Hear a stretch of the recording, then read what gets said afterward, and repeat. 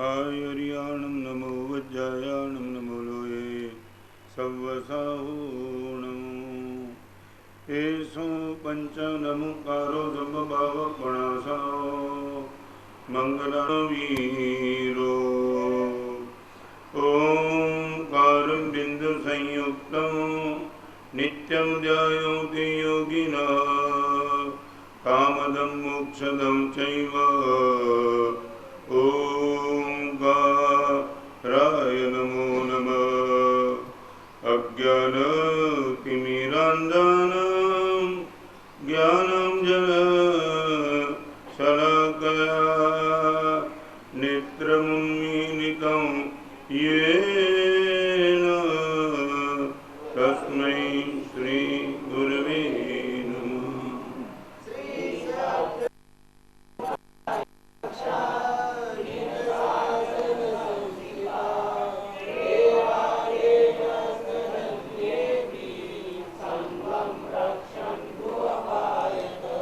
श्री सत्यप्रमोदाय जिनशासन संस्थिता देवादेव्य सदन्येऽपि संगं रक्षन्तु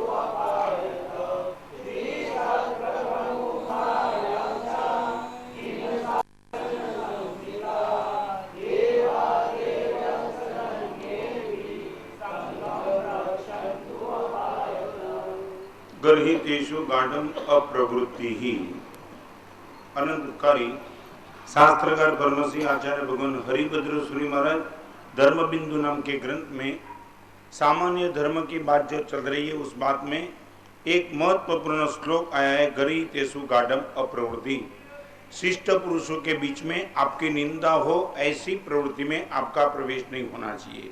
आज एक महत्वपूर्ण बात करना चाहता हूं। ज्यादा से ज्यादा का अनुभव के लिए मेरे पास अविवेक हो तो ही मैं सुख का अनुभव ज्यादा कर सकता हूं। गंभीर बात है।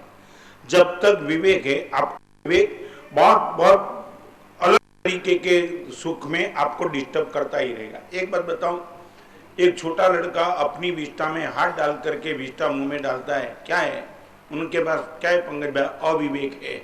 यदि विवेक होता तो ये नहीं कर सकता। माने आपके संसार के क्षेत्र में जहां भी आपको सुख अमर्यादित पाना है वहां विवेक को एब्सेंट किए बिना आप सुख का अनुभव नहीं कर पाएंगे।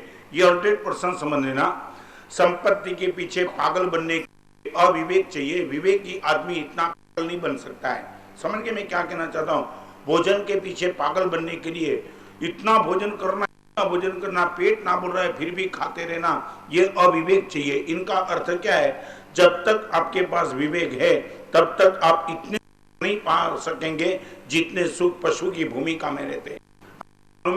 अविवेक क्या करता है? आपको पशु की भूमिका में ले जाता है और करना, मांस करना, परस्त्री गमन करना, हर तरह की बॉर्डर को तोड़, वो अविवेक होता है तो ही करता है। इनका अर्थ शांतिलाल जी समझे नहीं। विवेक आपके सुख को डिस्टर्ब करता रहेगा, ये गंभीरता से समझ लेना। जब तक आपके पास विवेक है तब तक आप हर तरह के सुख को अनुभव नहीं कर पाएंगे और हर तरह के पागल बन के सुख का अनुभव करने के लिए विवेक की अनुपस्थिति बहुत अनिवार्य है। ये जीवन का पंगड़ समझ गए। सुख के लिए अविवेक चाहिए और आनंद के लिए विवेक चाहिए। आप ये दो फर्क समझ लो।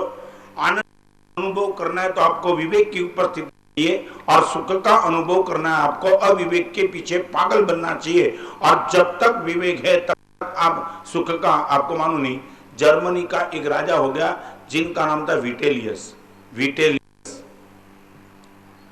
खाने के पीछे इतना पागल और एक समय ऐसा आ गया कि ऑन द एज ऑफ 40 इतना पेट कमजोर हो गया। पंकज भाई क्या हुआ मालूम है? खाता था वॉमिट हो जाती थी, वो रुकने के लिए तैयार नहीं। और तब हुआ क्या मालूम है? डॉक्टर वो जमाने में जो वैद्य था, वैद्य उनकी राय ली। पंकज भाई क्या कर सकते हो? वो क्या राय ली होगी मालूम है? क्या राय ली? उसने ये कहा, उसका तो सीधा कहना था कि इतनी वॉमिट होती है तो एक काम करो, खाने पर कंट्रोल करो। उसने बोला एक काम करो ना, वॉमिट होने के बाद मुझे कोई ऐसा चूर्ण दे दो कि मैं फिर से खा सकूं। ये मामूली बात नहीं है। ये खाने तमन्ना थी ना, वो अविवेक जब तक नहीं है, आप 100% आप जितने अविवेकी बनते जाएंगे उतनी पशुता के नजदीक जाएंगे, जितने विवेकी बनेंगे उतनी प्रभुता की ओर जाएंगे। दो विकल्प, एक पशुता एक प्रभुता। प्रभुता की ओर जाने के लिए आपको विवेक चाहिए। आप हर तरह के पाप नहीं कर पाएंगे, और जब तक आप पशुता की भूमिका में जाना चाहते, अविवेक आपके लिए सबसे बड़ा संबल बन जाएगा। और इसलिए तो हम कहते हैं ना कभी कोई पागल बन के किसी के पीछे भागता है, हम बोलते विवेक है कि नहीं कुछ, कि बस पागल ही बन के निकला। आपको मैं छोटा सा दृष्टांत देना चाहता हूं। पहले नंबर में मैं आपसे पूछना चाहता हूं, सच बोलो, आप विवेक चाहते हो? विवेक आपके सुख को डिस्टर्ब करते रहेगा, आप चाहते हो? अब विवेक लेकर के आप कठोर नहीं बन पाएंगे, विवेक लेकर के आप क्रूर नहीं बन पाएंगे, विवेक लेकर के आप कृतज्ञ नहीं बन पाएंगे, विवेक को लेकर के आप हर तरह के पाप नहीं कर पाएंगे। हर जगह विवेक आपको रोकेगा, ये नहीं हो सकता है, ये नहीं हो सकता है, ये तो नहीं कर सकता है। और ये सब करने के लिए आपको अविवेक चाहिए। यहां किसके में कहना चाहता हूं मालूम है, इतनी भयंकर अप्रवृत्ति में प्रवेश करने के लिए विवेक एब्सेंट हो तो ही आदमी जा सकता है। पीना, स्मोकिंग करना, परस्त्री गमन करना, वो सब विवेक की उपस्थिति संभवित नहीं है। अविवेक, और मालूम है ना, अभी आ रहा है पेपर में क्या रहा है, स्मोकिंग क्या आप समझ पाते हो ये क्या करना पड़ा? आदमी के पास यदि विवेक होता तो अपने आप से वो रुक जाता। विवेक नहीं है तो एक आग्रह से, कानून से भी उनके जीवन को नियंत्रित करना पड़ता है। तो आज उसी चीज को लेकर के एक थोड़ी बात करना चाहता हूं। मेरे और आपके जीवन में 3 चीज चाहिए। नंबर 1 विवेक चाहिए जो आपको गलत पर जाने के लिए रोकेगा। एक विनय चाहिए, अच्छे लोगों के पास आपको वो पहुंचा के रहेगा। नंबर 1 विवेक आपको गलत से रोकता रहेगा, विनय आपको अच्छे लोगों के पास जाने के लिए तैयार करते रहेगा। और तीसरे नंबर में वात्सल्य है। एक विवेक है, एक विनय है, नंबर तीसरा वात्सल्य है, सभी के साथ। पंकज में आपको मालूम नहीं वात्सल्य क्या होता है? माने सभी के साथ आप जुड़ जाते हो। गर्हित प्रवृत्ति करने वाला साथ जुड़ नहीं पाता, वो शायद जुड़ने के लिए तैयार भी हो, इनके साथ बैठने के लिए तैयार नहीं। समझ में क्या कहना चाहता हूं? आप अच्छे लोगों के साथ बैठने के लिए तैयार हो, अच्छा आदमी ना बोल देता है, आपके पास वो आने के लिए तैयार नहीं होता है, आप जाते हो तो स्वीकार करने के लिए तैयार नहीं। इसलिए 3 चीजें, नंबर 1 विवेक चाहिए, गलत से रोकेगा, विनय चाहिए, अच्छे लोगों के पास आपको लेकर ही रहेगा, और एक वात्सल्य माने प्रेम चाहिए, सभी के साथ आपको बिठाएगा और सभी को आपके साथ बैठने का मन होगा। और उसी तरह उस क्षेत्र में आज आपको एक बात करना चाहता हूं। कल जो बात थी ना पंकज में, 3 में सबसे टॉप क्या चाहिए?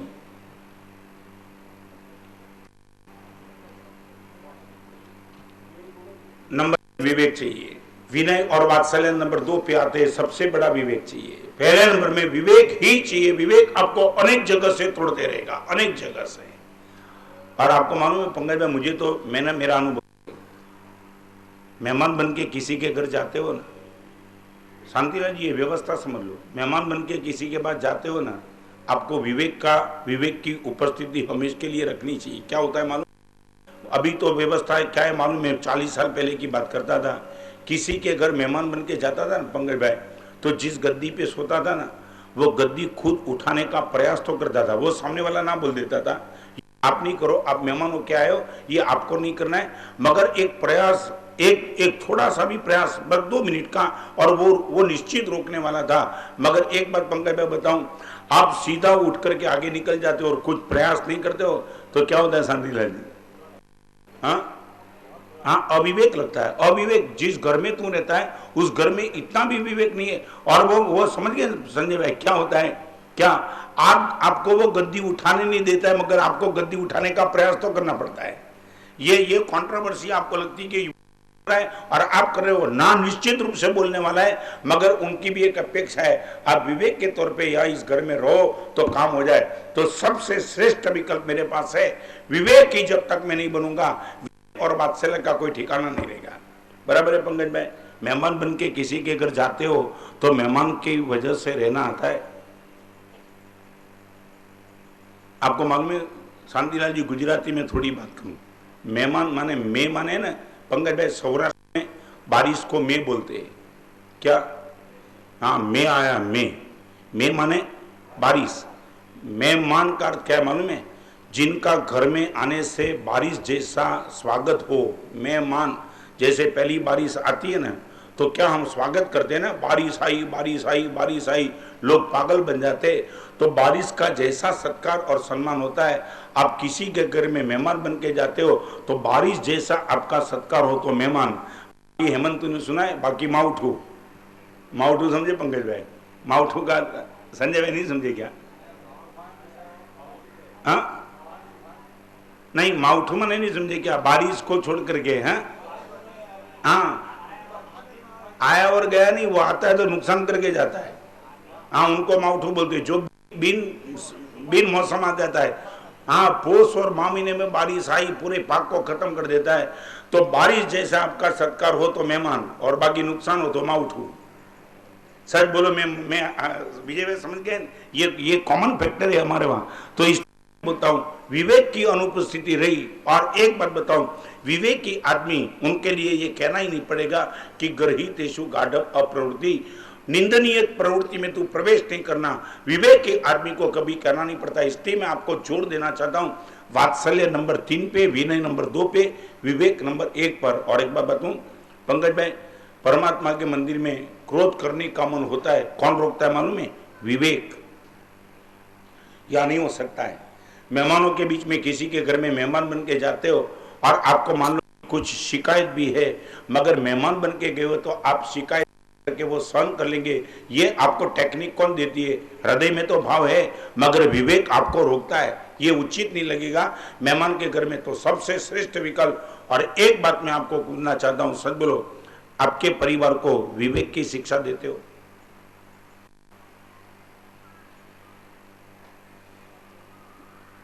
बाकी बहुत शिक्षा दे दी, परिवार को कभी विवेक की शिक्षा दी? कैसे रहा जाए, कैसी प्रवृत्ति किया जाए, ये सब शिक्षा देने का आपके पास कुछ क्लास है संजय भाई? शांतिलाल जी क्या कायम हमेश के लिए कोशिश करते?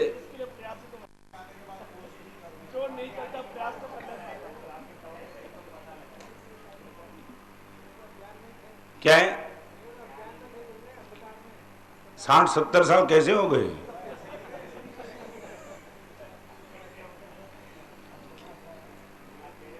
क्या है? घर में बच्चे के घर में बच्चे हो गए और इतने बड़े हो गए। हाँ, चलो कोई नहीं। अभी ये विवेक की शिक्षा जब तक नहीं होगी, और ये विवेक आपको कहां तक ले जाए उनकी फिर बात करूंगा। कल का जो टॉपिक था वही टॉपिक से लेकर के थोड़ी आगे बात करना चाहता हूं। उदारता की कसौटी मंदी में होती है। एक प्रश्न आपको पूछना चाहता हूं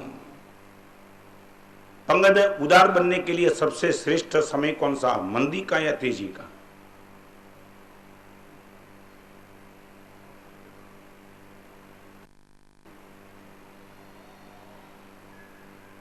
एक बात फिर से, डॉक्टर के पास जाने का श्रेष्ठ समय कौन सा? आप तंदुरुस्त हो तब या बीमार हो तब? बराबर सच बोलो, डॉक्टर की रिक्वायरमेंट कब? हम जब बीमार है तब तो उनके पास जाना ही पड़ेगा, क्योंकि यदि उनकी दवाई नहीं होगी तो उनकी दवाई नहीं मिलेगी तो स्वास्थ्य नहीं मिलेगा। आप एक सीधा आपको पूछना चाहता हूं, यदि हम मरीज है तब डॉक्टर के पास जाने की सबसे बड़ी रिक्वायरमेंट है, तो जीवन में जब मंदी हो तभी तो उदारता की सबसे बड़ी जरूरत इसलिए है कि मंदी का एक अर्थ है हमारा पुण्य कम हो गया, तो उदारता के माध्यम से हमारे पुण्य को हम स्टोरेज करते चलेंगे। शांतिलाल जी फिर से, क्या मरीज हो तब डॉक्टर के पास जाने श्रेष्ठ समय है?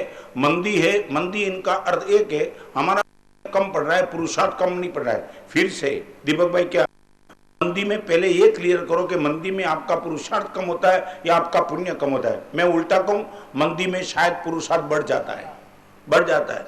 6 घंटे 10 घंटे 12 घंटे 14 घंटे 16 घंटे 18 घंटे तक भागता है। दिल्ली में नहीं होगा तो मद्रास, नहीं तो कलकत्ता टूर करता है, पुरुषार्थ बढ़ा देता है। तो मैं पूछना चाहता हूं, मंदी का अर्थ क्या है? मेरा पुरुषार्थ कम नहीं है, मेरा पुण्य कम पड़ रहा है। तो उदारता के माध्यम से आप क्या कर रहे हो? आप पुण्य का स्टोर कर रहे हो। जो पुण्य की कमी के कारण आपको मंदी आई थी, वो पुण्य आप पुष्ट कर रहे हो ताकि मंदी खत्म हो जाए और तेजी में कन्वर्ट हो जाए। समझ गए मैं शांति जी क्या कहना चाहता हूं? उदारता के लिए श्रेष्ठ समय मंदी का है, तेजी का नहीं है। मंदी के अंदर गुरु महाराज एक्स्ट्रा फंड भी नहीं होता और मन भी नहीं होता। मंदी में करने के लिए एक्स्ट्रा पैसे भी नहीं होते और मन भी नहीं होता। और एक बात बता, सच बीमार होते तब चाहे कुछ भी हो तो व्यवस्था करनी पड़ती डॉक्टर की, दवाई की। हाँ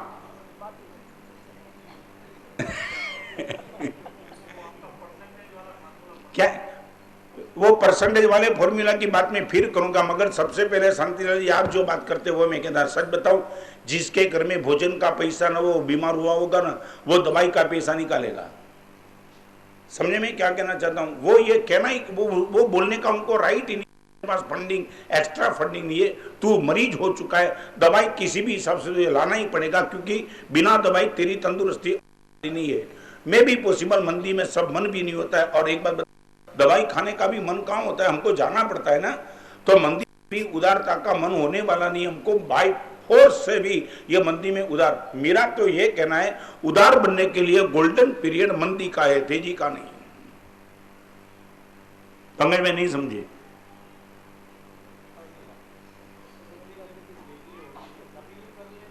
क्या है?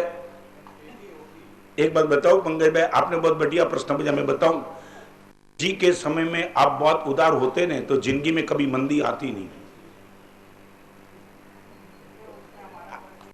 आप समझे नहीं मैं क्या कहना चाहता हूं? यदि तेजी के समय में पुण्योपार्जन आपने किया होता तो ये मंदी का समय आपके समय भी आता नहीं। तेजी में उदार बनने की वजह आपने एफडी कर, इसलिए मंदी आई है।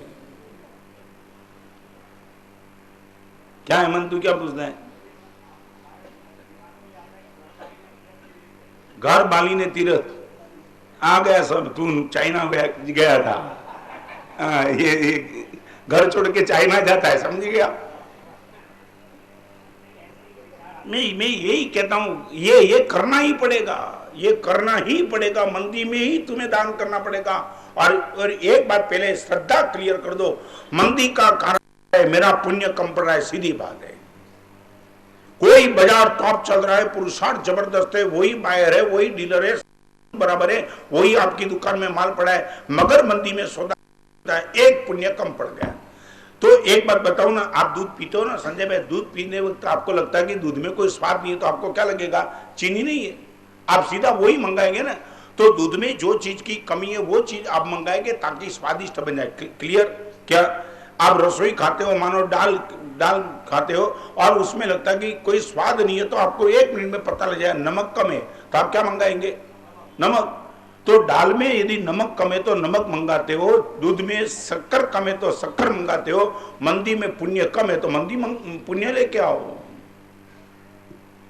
क्या दीपक भाई? हाँ एक ही आपको मैं बोला, आपको कई लोग पसंद है जी। अभी एक बार बताऊं, कई लोग पूछते हैं गुरुदेव आप बार बार पैसे पर ही क्यों बोलते हो? तो मैं बोलता तुझे क्यों जी है पैसे पे बोलता हूं तो। और एक बार बताओ पंगे में सब हर तरह के प्रवचन को आप राजी होंगे, पैसे पर प्रवचन को आप डिस्टर्ब होते। मुझे कई लोग बोलते हैं गुरुदेव आप पूरा प्रवचन का फोकस क्यों आता है? मैं बोला मगर तुझे हैरानी क्यों है? मैं बोलता हूं तो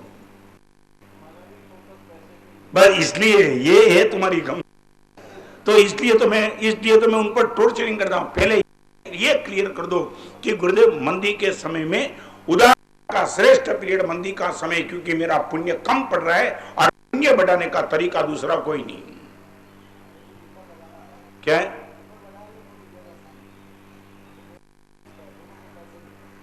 पंकज भाई ये श्रद्धा बैठनी ही मुश्किल है। तेजी में भी दान करने का मन नहीं होता है, मंदी में तो दान की तुमने बोला ना शांति जी, वही मन ही नहीं होता है, मन। और एक बात बताऊं, मंदी में पैसा कम होता है वो नहीं, मंदी में मन नहीं होता है। और बताऊं पंकज भाई, जो लोग मंदी की बूम मार रहे हैं ना, वो तो एक सभी के साथ एक साथ हो रहे हैं।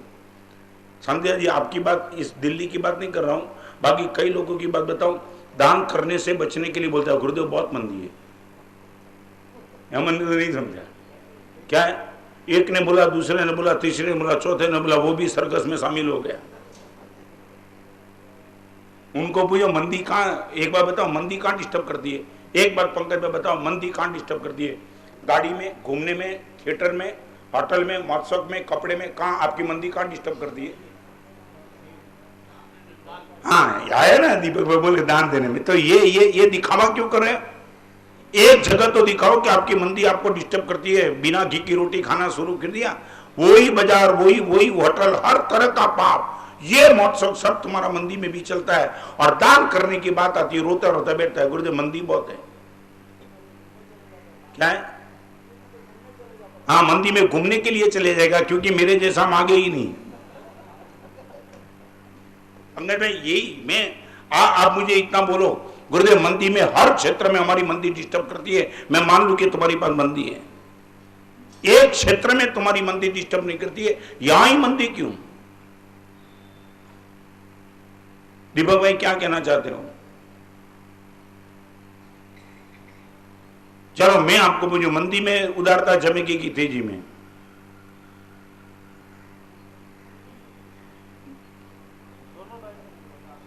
क्या है? दोनों टाइम में जमती है ना, बस ओके।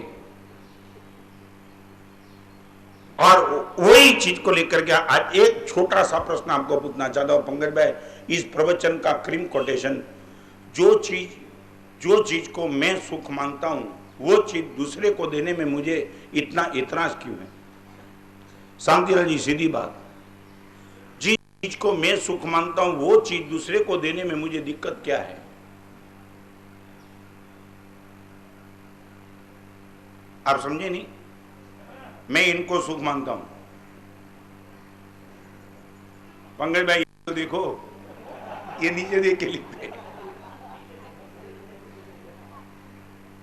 मुझे लगता है कि जीवन में ये मिल जाए तो सुख ही सुख है, तो मैं देने के लिए इतराज नहीं करता हूं। जिससे मुझे सुख लग रहा है मैं आपको देने के लिए तैयार हूं। आप इतना बोलो कि गुरुदेव हमें पैसे में सुख लगता है तो हम भी देने के लिए तैयार, इतना बोलो।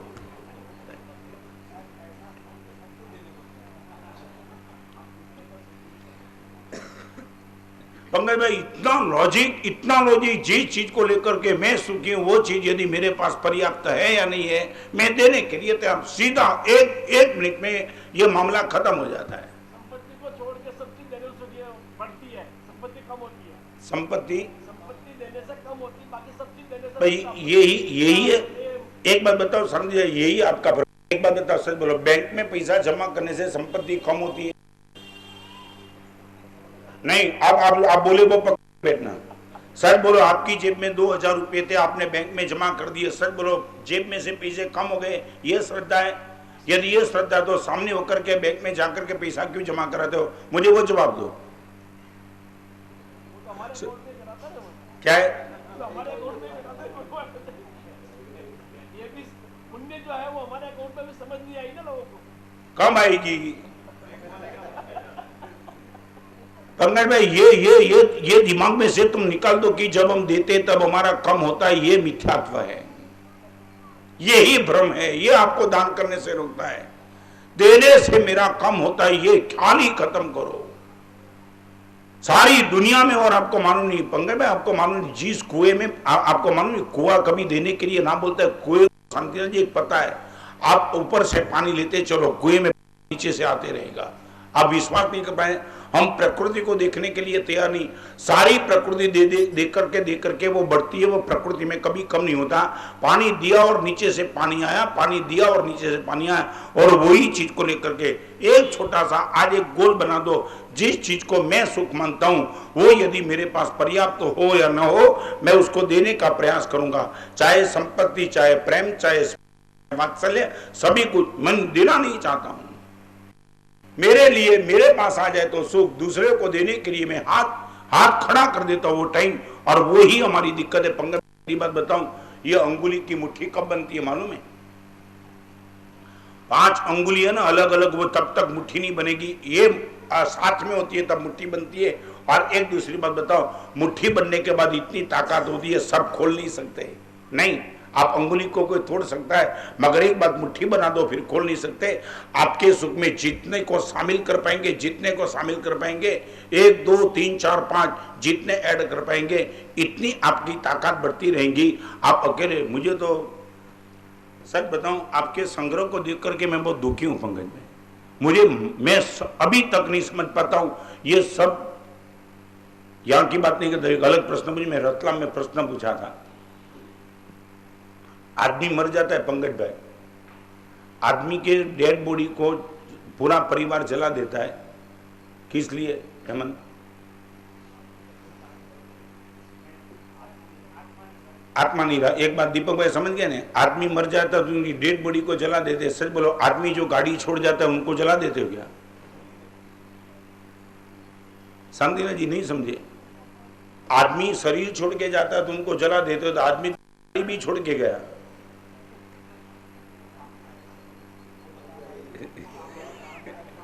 क्या क्या तुम्हारा संसार, क्या क्या पंकज भाई, क्या जवाब है तुम्हारे पास? शांति लेनी क्या? शरीर की दुर्गति हो जाएगी इसलिए जला देते हैं, शरीर की दुर्गति हो जाएगी इसलिए जला देते हैं, गाड़ी की दुर्गति नहीं होगी, पड़ी रहेगी। देखा ना, ये बात है ना, ये आया ना। आपके शरीर का कोई उपयोग किसी को नहीं रहा इसलिए जला देते। गाड़ी तो सभी को काम लगे इसलिए रखते। ये आपको यदि पता हो कि मेरे जाने के बाद यदि मेरा शरीर जला देने वाले, मगर मैं छोड़ के जाऊंगा वो तो सबका जलसा करने वाला है, तो फिर आप अपने आप से छोड़ के क्यों नहीं जाते हो? अभी तक पंकज भाई ये मेरे दिमाग में बात नहीं बैठती है। क्या है दीपक भाई, लॉजिक क्या है इनके पीछे? मुझे खुद लॉजिक तो दिखाओ, अभी तक मैं नहीं समझ पाया। क्या है?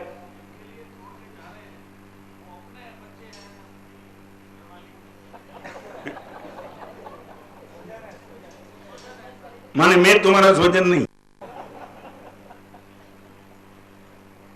मगर छोड़ के जाएंगे वो किन के पास जाएगा, किन के पास रहेगा, क्या क्या पता, क्या है कौन क्या करेगा, क्या पता है। और मैं बनूं अपने आप से वो छोड़ने में आपको ये उदारता का माहौल। पंकज भाई एक बात बताऊं, ये प्रश्न आया था, बताऊं, मैं साबरमती में था आज, वो एक प्रसंग परसेंटेज की जो बात बताई ना, वो बात को लेकर एक लड़का मेरे पास आया।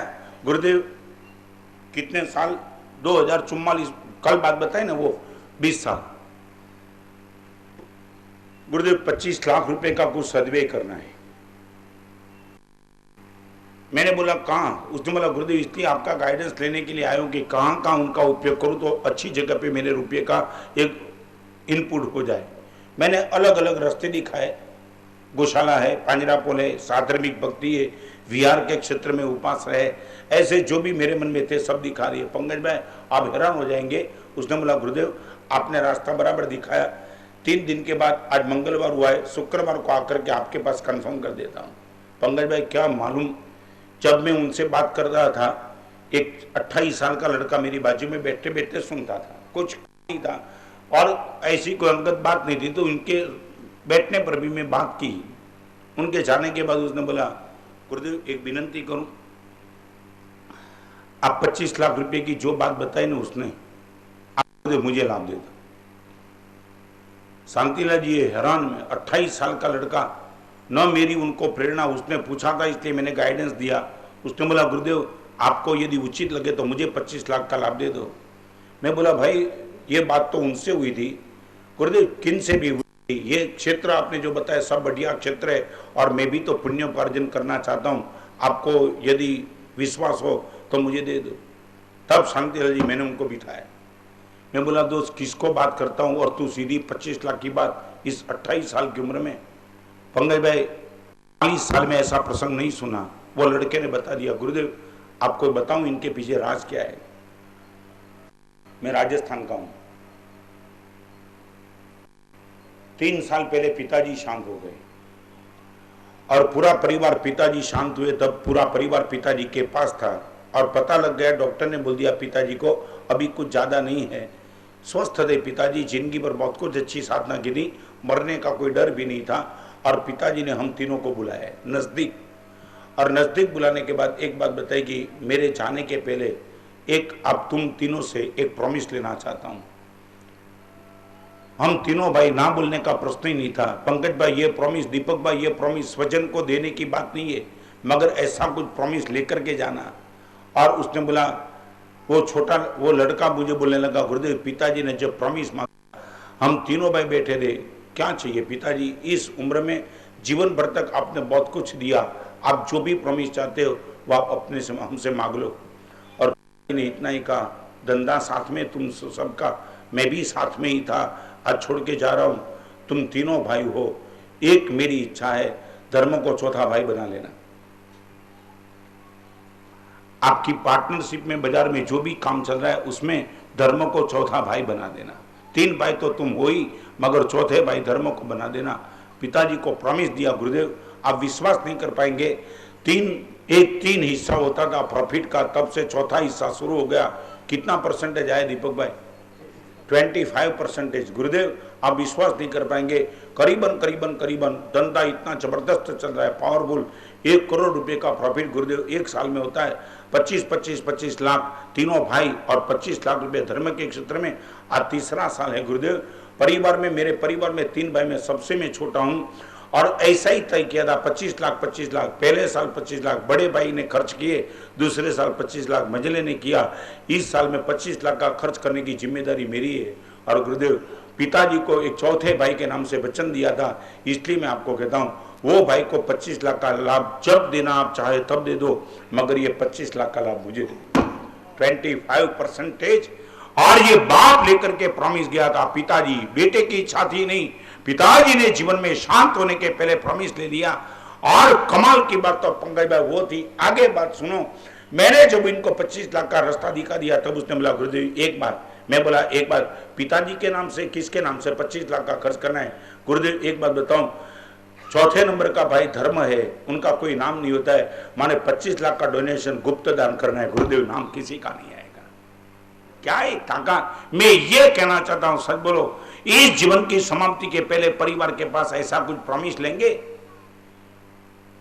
मान लिया कि 3 भाई तुम्हारा स्वजन, तुम्हारे 3 बेटे, तुम्हारे चौथे नंबर के बेटे में भी धर्म का नाम रहेगा।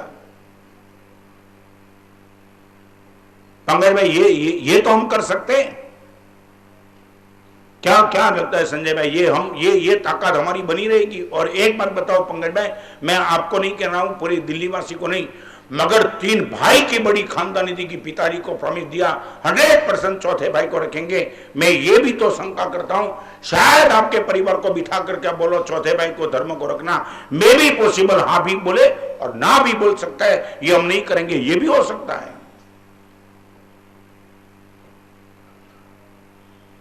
क्या लगता है दीपक भाई, इतना थोड़ी व्यवस्था करके जाएंगे चौथे नंबर का भाई? हाँ यही तो मतलब 3 है कि 2 है, जो भी है 1%, क्या डॉक्टर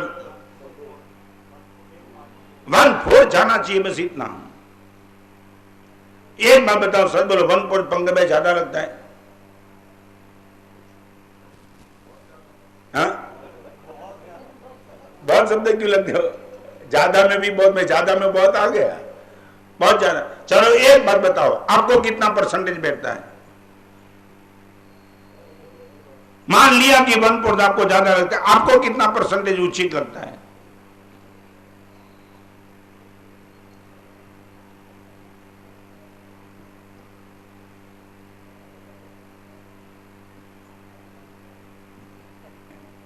कमाल,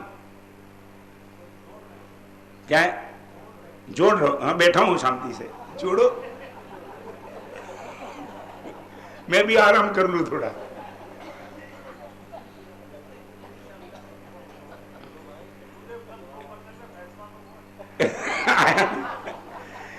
देखो ये बोलते कल 2% में फैसला हो गया, फिर ये केस नया क्यों शुरू किया? 25 में से 5 निकाल दिया, 2 रखा, कमाल हो गया। देखो प्रवचन याद रहता है कल का, ये 2 वाला याद रह गया।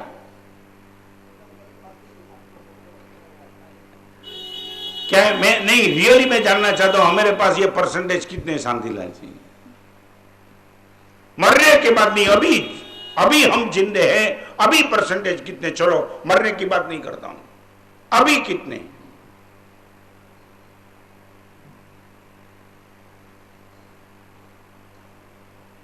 5% अभी, हाँ, प्रॉफिट में, इनकम में कि कैपिटल में? ये भी ये नहीं बड़ा मामला है।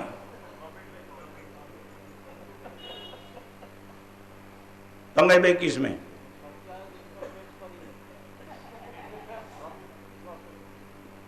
प्रॉफिट में क्या है? दीपक भाई समझा नहीं मैं क्या?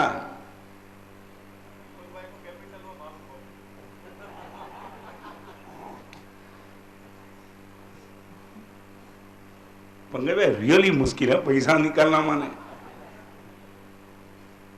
हमारे में एक बहुत अच्छा शब्द लिखा है, बोलूं? थोड़ा कठोर है, बोलूं? कृपण आदमी होता है, कृपण माने कंजूस। कंजूस के पैसे बाहर तब निकलते जब वो ऊपर जाता है, तब तक वो अंदर ही रहते। उनके पैसे बाहर निकालने के पहले उनको ऊपर भेजना बहुत जरूरी है।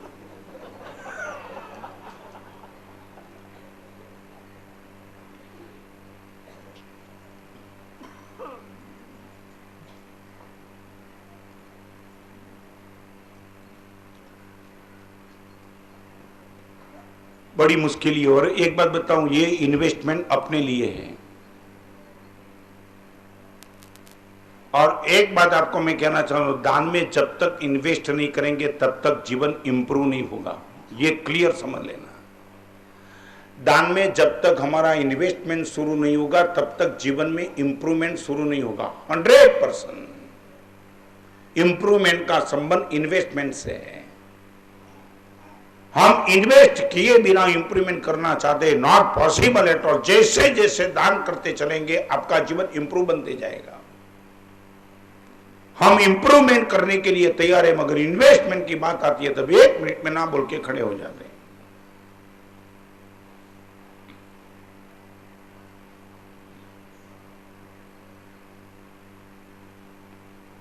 राजकोट में 2045 के साल में चातुर्मासा शांतिलाल जी और एक व्यवस्था बनाई थी। पंकज भाई एक प्रयोग किया था। मंदिर में और उपास्य में काम करने वाले के जो भी पगार होते वो पगार का स्केल संजय भाई बहुत कम होता है। मैं दिल्ली की बात नहीं करता हूँ, हर जगह का मेरा अनुभव है। 3 जगत के नाथ को संभालने वाला जो है उन सभी के पगार करीबन बहुत कम, हमेशा के लिए उनकी शिकायत रहती है। ट्रस्टियों की अपनी चलती है, हम तो आते और चले जाते, हमारी कोई बहुत मानते भी नहीं है। फिर भी एक प्रयोग किया। एक प्रयोग वो किया, शिविर के सब लड़के थे, उनको एक बोल दिया कि आज शिविर की समाप्ति के बाद यहाँ एक बर्तन रखा जाएगा, आप सभी को जो भी देना उचित लगे वो देते रहो। पूरे के पूरे देरासर उपाश्रय पाठशाला के सभी स्टाफ को हम 1 महीने का बोनस देना चाहते, पीडी की ओर से, शिविरार्थी की ओर से। और आप विश्वास नहीं कर पाएंगे, शिविरार्थी ने जम के रुपये बर्तन में डाले और सब हिसाब कर दिया।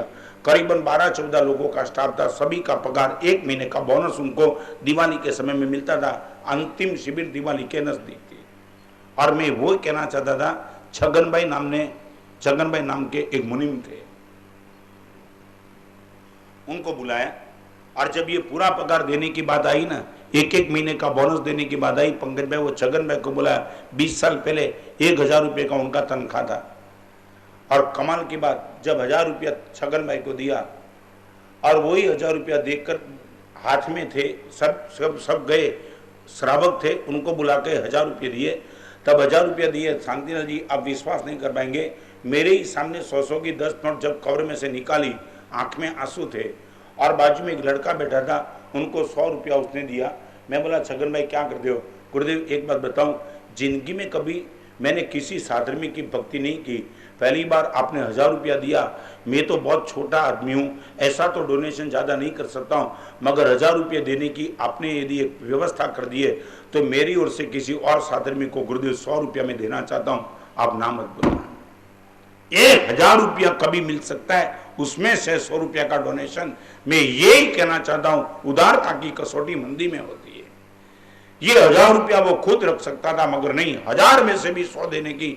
माने शांतिलाल जी एक बात समझ लो, उदारता के लिए, फिर से मैं बार बार रिपीट करना चाहता हूं, उदारता के लिए पैसे की जरूरत नहीं है, एक भाव की और हृदय की जरूरत। और आज तक किसी ने आपको ये नहीं कहा कि इतना रुपया डोनेशन क्यों दिया, आप 2 रुपया दो, 5 रुपया दो, मगर उदारता कुछ ना कुछ दिए बिना रह नहीं सकती है। ये उदारता की सबसे बड़ी ताकत है। और आपको मालूम नहीं, प्रवचन पर तुम यदि भरोसा हो ना, तो पंकज भाई एक बात बताऊं, हमारे वहां लिखा है संपत्ति को सुरक्षित रखने का श्रेष्ठ तरीका कौन सा?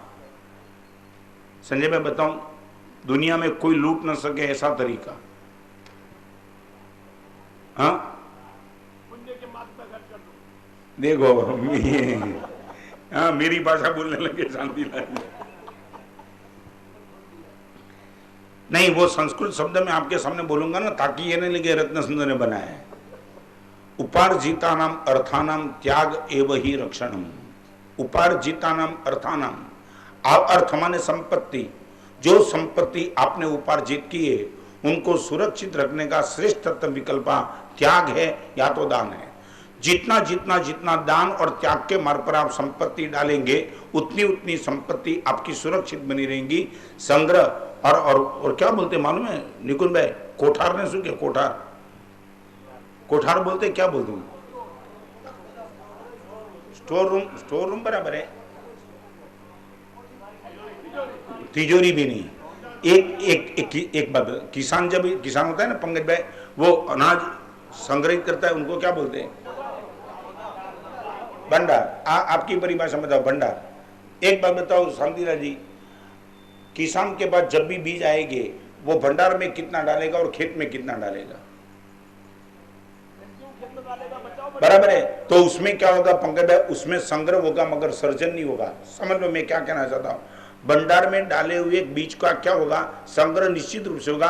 10,000 दाने डाले तो 10,000 रुपये निश्चित रहेंगे, मगर उसमें से सर्जन की क्षमता वो भंडार में नहीं होती है। सर्जन की क्षमता किस में होती है?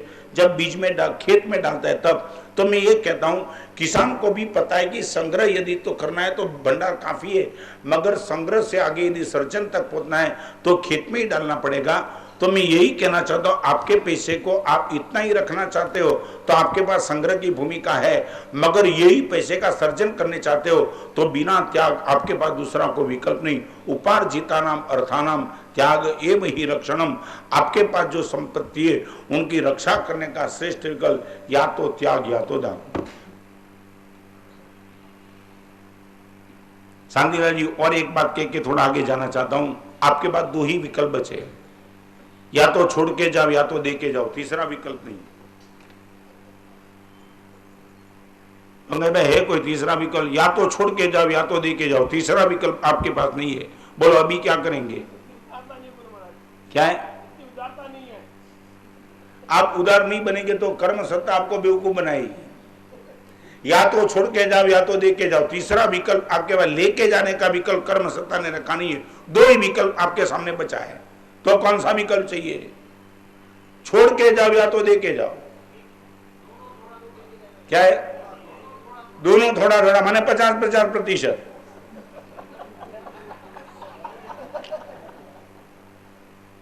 दे दो नियम दीपक भाई, 50% दे के जाना, 50% छोड़ के जाना। क्या है? आपने ही बोला थोड़ा थोड़ा दोनों, दैट मीन्स 50-50%।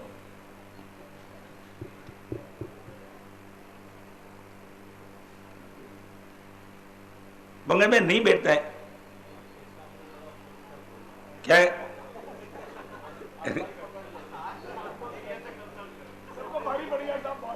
सबको प्रवचन भारी पड़ गया है।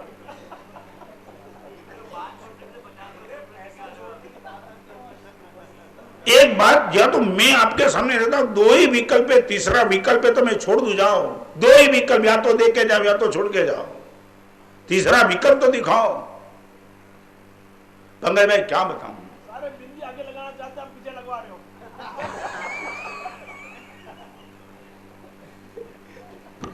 भगवान बचावे तुमको।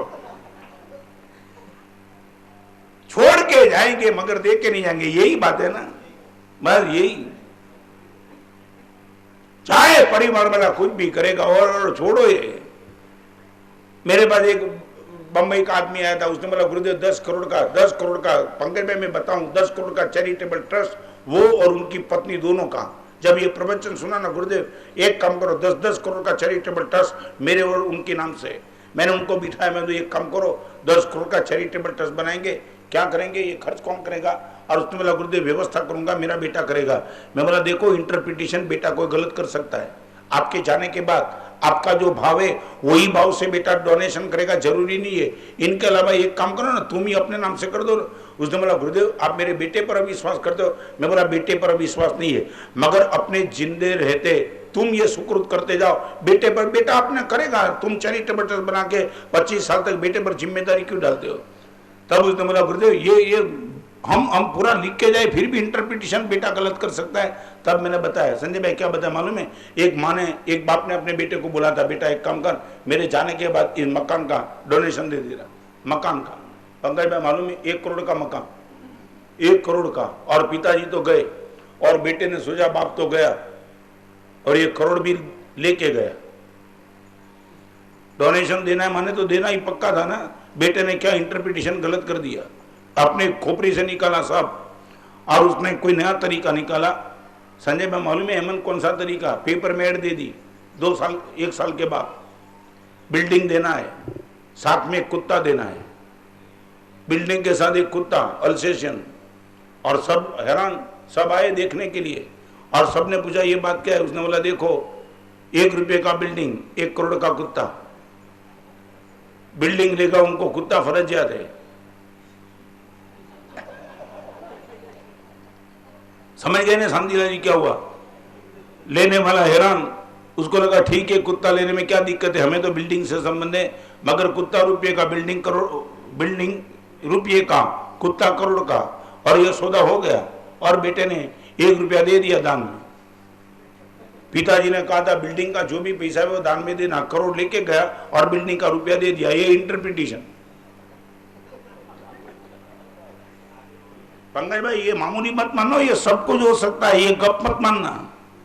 ये हो सकता है, आपके जाने के बाद वो कौन सा अर्थ निकालेगा क्या पता। तो मैंने उनको वो कहा जो 10 करोड़ का चैरिटेबल ट्रस्ट करने के लिए, पंकज भाई आज भी वो कर रहा है। मैंने उनको बोला एक काम कर, 10 करोड़ का ट्रस्ट बना दे, विरोध नहीं है, मगर एक उसमें आइटम लिख दे, हर साल 1 करोड़ का डोनेशन होगा और 9 करोड़ का ब्याज। दूसरे साल 1 करोड़ का डोनेशन, 8 करोड़ का ब्याज। तीसरे साल 1 करोड़ का डोनेशन, 7 करोड़ का ब्याज। 10 साल में 10 करोड़ तू पूरा करके निकल जा। जीवन चलेगा तो आगे की देखेंगे, नहीं चलेगा तो 10 करोड़ अपने आप से। दोनों ने, पति और पत्नी दोनों ने 10 करोड़ का ट्रस्ट बनाया।